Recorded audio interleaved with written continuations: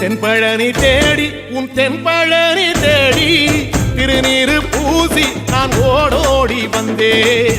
திருநீரு பூசி நான் ஓடோடி வந்தேன். ஒவ்வொரு மாசம் உன் திருக்கோயில் முன்னே உற்சவம் காண உன் படியேறி வந்தேன். உற்சவம் காண உன் படியேறி வந்தேன். குமரேசா முருகேசா உனை தேடி வந்தேனே. அலங்காரம் அபிஷேகம் அழகாக கண்டேனே.